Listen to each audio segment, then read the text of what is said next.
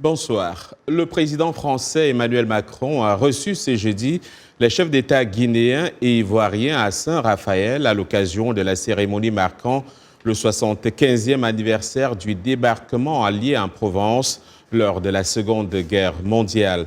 Cette opération est le jour J, le moins connu, lancée juste 2 mois après le débarquement en Normandie. Les détails avec Dili Diko. Ça va bien? Aux côtés du président ivoirien Alassane Ouattara et de son homologue guinéen Alpha Condé, Emmanuel Macron a célébré à Saint-Raphaël les vétérans africains, américains ainsi que les combattants de la résistance française qui ont pris part à des débarquements cruciaux mais souvent négligés de la Seconde Guerre mondiale. Le président guinéen a pris la parole pour saluer l'engagement des vétérans et des soldats tombés. Monsieur le Président, permettez-moi de saluer la mémoire de tous les hommes et toutes les femmes venant de partout, de France, d'Angleterre, d'Amérique, de Russie et bien sûr d'Afrique, sans le sacrifice desquels notre humanité ne continuerait pas à se battre pour la paix et la réduction des affres et des horreurs de l'extrémisme et de la guerre. Lors de cette cérémonie marquant le 75e anniversaire de l'opération visant à arracher le sud de la France au contrôle nazi, Emmanuel Macron a, entre autres, exhorté les maires français à donner aux rues les noms des soldats africains venus combattre dans l'Hexagone. Pour le pays, pour la patrie, mourir au loin, c'est nous les Africains. Vétérans, anciens combattants, anciens résistants, soldats de la libération, votre engagement suprême est notre héritage. Il nous revient de le préserver, de le transmettre, de le faire fructifier. Contre tous les obscurantismes, contre l'ignorance, contre l'oubli aussi. À partir du 15 août 1944, quelques 350 000 soldats américains et français débarquèrent sur la côte méditerranéenne pour participer à l'opération Dragoon, qui devait coïncider avec le débarquement du jour J en Normandie, mais avait dû être retardé en raison d'un manque de ressources. Ici, aux États-Unis, les raids menés par les services d'immigration ont conduit à l'arrestation de plus de 1500 sans-papiers qui travaillaient dans des usines et autres entreprises l'année dernière. Ils font partie des 250 000 immigrants expulsés en 2018 par l'administration Trump. Chaque année, environ 15 employeurs en moyenne font face à des accusations d'embauche de travailleurs sans papier, selon les défenseurs des droits à l'immigration et les opposants à des restrictions plus strictes en matière d'immigration. Les perquisitions très médiatisées ne dissuadent pas l'immigration clandestine tant que les employeurs ne sont pas tenus responsables de leurs actes. Brian Paden fait le point dans ce reportage que nous présente Irénée Herman Umbo.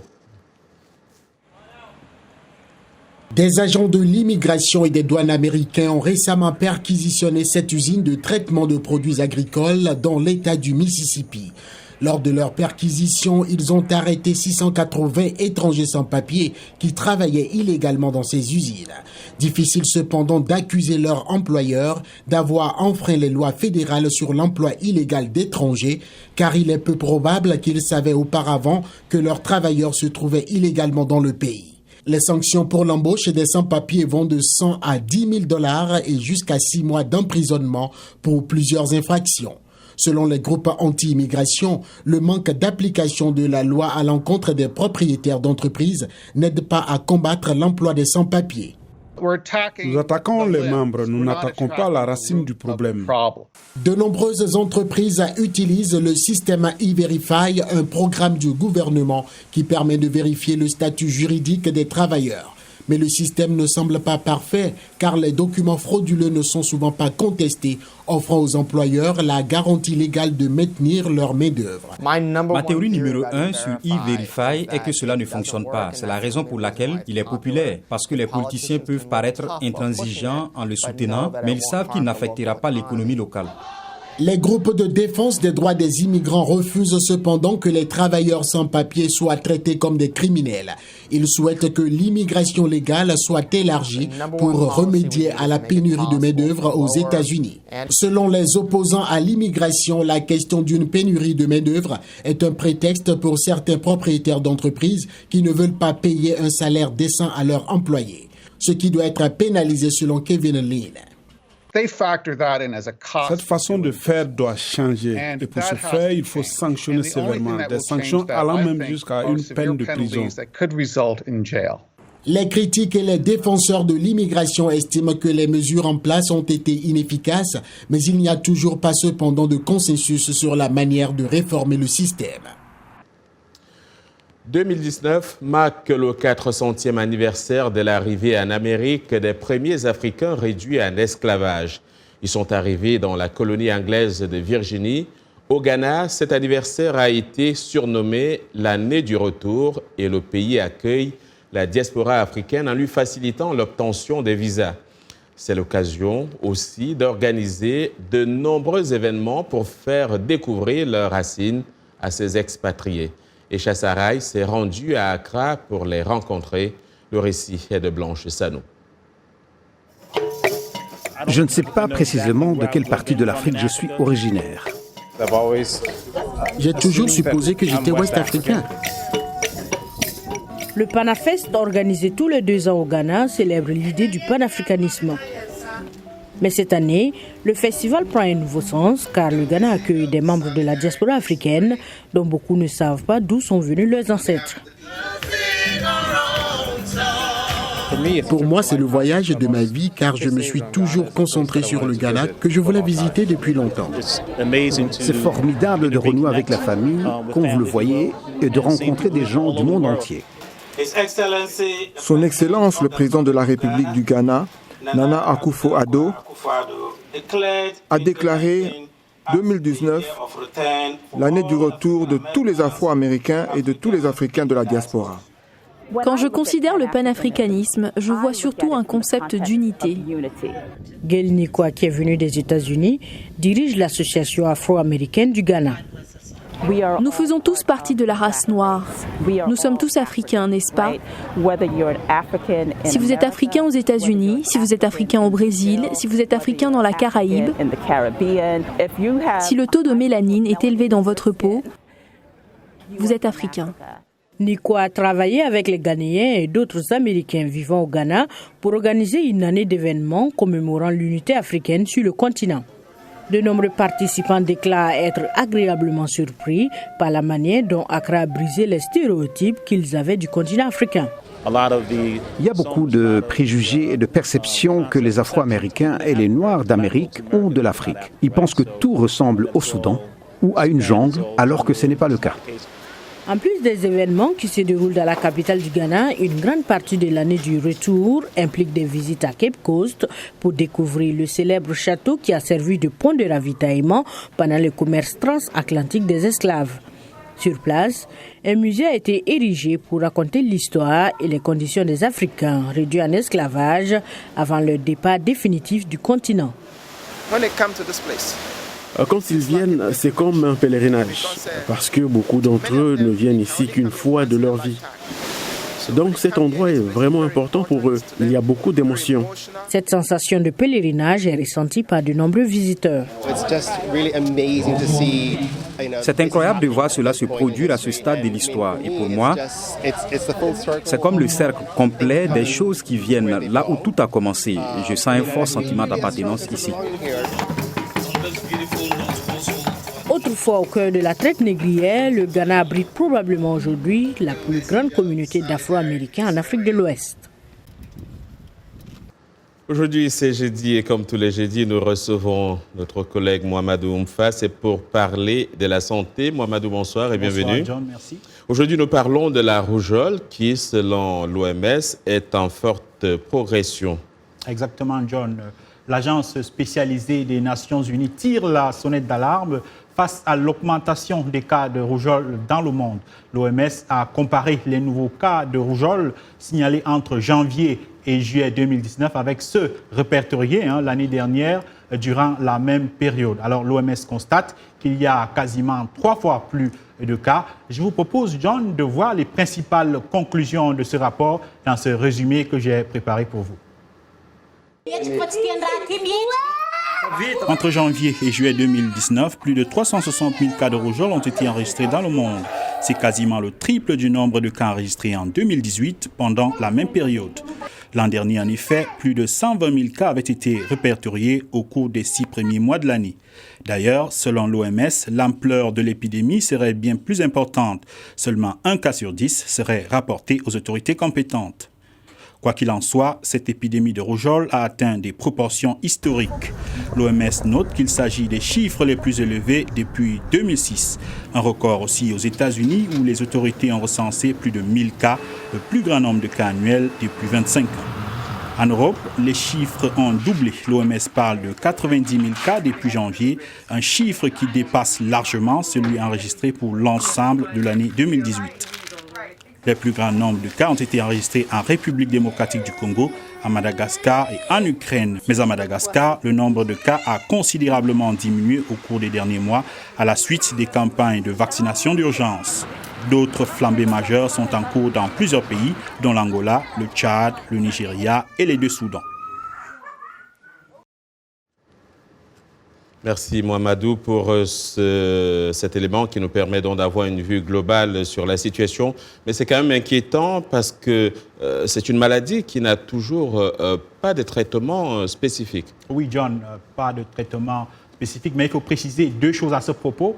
Il est parfaitement possible de guérir la maladie sans traitement et c'est généralement le cas chez les adultes qui ont un bon système immunitaire. Cependant, les jeunes enfants non vaccinés sont les plus exposés au risque de rougeole et de complications éventuellement mortelles. Alors, d'où l'importance de la vaccination. La maladie, selon les spécialistes, peut être prévenue par 2 doses du vaccin anti-rougeoleux.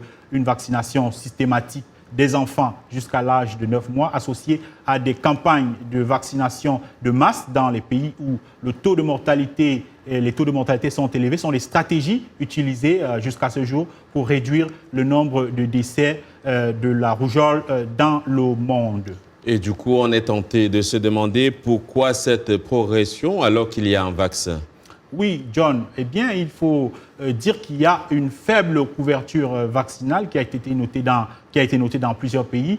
Dans son rapport rendu public le 13 août, l'OMS explique que les épidémies de rougeole surviennent beaucoup plus dans les pays où la couverture vaccinale est faible. Alors, pourquoi la couverture vaccinale est-elle faible? Il y a plusieurs explications. L'une d'elles étant la défiance au vaccin en général et contre celui de la rougeole en particulier. Alors, dans certains pays occidentaux, il y a même des activistes anti-vax qui organisent des campagnes contre le vaccin anti-rougeoleux en se basant sur une étude qui date de 1998, une étude qui fait le lien entre ce vaccin et l'autisme, une étude dont les résultats ont été depuis contestés par l'Organisation mondiale de la santé. Il y a donc une méfiance vis-à-vis de ce vaccin, mais il y a aussi un relâchement par rapport à la vaccination. Selon l'OMS et l'UNICEF, plus de 20 millions d'enfants n'ont pas été vaccinés en 2018 dans le cadre des vaccinations de routine.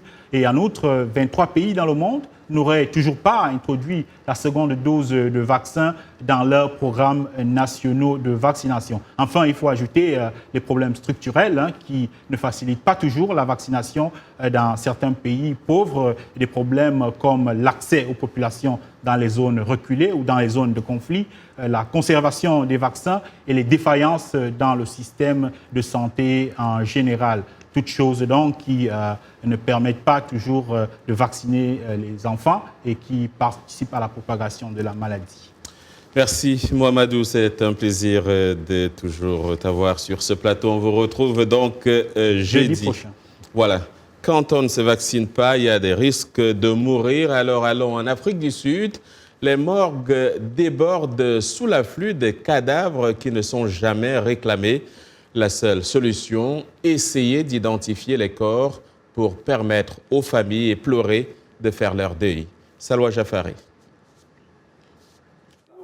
Au cimetière d'Olifantsvlei, à la périphérie du sud de Johannesburg, Les pompes funèbres enterrent de modestes cercueils contenant des cadavres anonymes. 46 corps qui ont passé jusqu'à 3 mois à la morgue sans que personne ne vienne les identifier. Sans cérémonie, les cercueils sont empilés par 3, par 4 dans des trous fraîchement creusés. Une tâche qu'ils entreprennent chaque mois, le nombre des cadavres étant souvent plus élevé. Un sombre rappel de l'échec de l'Afrique du Sud à identifier nombre de ces morts. Dans les morgues de Johannesburg, un corps sur 10 n'est pas identifié. Les familles ne savent pas si ces personnes sont vivantes ou décédées. Elles pourraient recevoir des informations d'amis, etc., des informations contradictoires. Ainsi, les parents ont du mal à surmonter cette perte ambiguë de ne jamais savoir si leurs proches sont réellement morts. Nous sommes dans la plus grande morgue de Johannesburg. Une équipe de médecins légistes volontaires de la faculté de médecine y consacre 2 jours par semaine à la recherche d'indices permettant d'identifier les corps. Ils collectent des données méticuleuses rassemblant des preuves telles que des empreintes digitales, des motifs dentaires, des tatouages, des marques tribales ou des cicatrices distinctives. Mais pour les étrangers sans papier, il est difficile de faire correspondre les données avec les documents officiels. Les principales formes d'identification sont l'ADN, les empreintes digitales et les dossiers dentaires. Vous pourrez alors utiliser vos identifiants secondaires qui sont des caractéristiques générales de l'individu, la couleur de ses cheveux et de ses yeux, sa taille, son poids. La plupart des corps non identifiés à la morgue appartiendraient à des migrants sans papier. Des millions de migrants africains arrivent en Afrique du Sud, l'économie la plus avancée du continent, à la recherche de leur Eldorado. Mais il y a aussi les victimes d'accidents ou de meurtres retrouvées sans carte d'identité dans un pays où le taux de meurtre est l'un des plus élevés au monde, une moyenne de 57 par jour. La Croix-Rouge travaille avec les familles à la recherche de leurs disparus. Leurs enquêtes sont parfois couronnées de succès. Sampignan Ndao a été perdu de vue il y a 43 ans. Cette famille de migrants zimbabwéens est aujourd'hui réunie.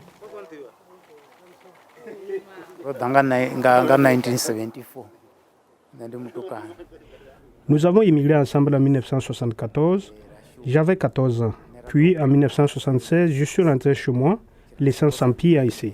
Depuis ce temps, je ne savais pas si Sampi a été en vie ou non.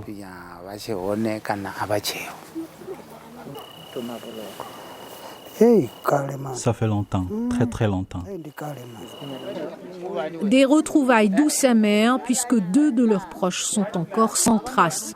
La famille Ndao espère qu'ils ne figurent pas parmi les milliers de personnes anonymes enterrées chaque année dans les cimetières sud-africains. Au Mali, un entrepreneur a créé une application pour aider les personnes qui ne savent ni lire ni écrire à commercialiser leurs produits et servir à partir de leur téléphone portable. Appelée Lenali, elle fonctionne avec des instructions vocales dans plusieurs des langues parlées dans le pays, ce qui permet aux petites et moyennes entreprises de l'utiliser facilement. Les détails avec Thierry Kaoré. Voici nos beaux fruits. Nous avons de belles oranges mûres, des pommes et des bananes. Pour nous trouver, allez au 3e pont, vous allez nous voir. Ada Tembeli vient d'envoyer une publicité vocale en langue locale avec des photos de ses fruits mûrs qu'elle a en stock à son emplacement actuel. Et cela grâce à cette application Lenali. Je l'ai installé moi-même parce que Lenali a le bambara, le soninké et presque toutes les langues. Je ne suis pas allée à l'école, donc s'il y a le bambara, je suis évidemment intéressée. Lenali a été développé en 2017 par le docteur Mamadou Gourou Sidibé, un ingénieur en informatique malien. Sidibé a eu l'idée de créer cette application lorsque le gérant d'un magasin lui a demandé de lire un message en français sur l'application Viber.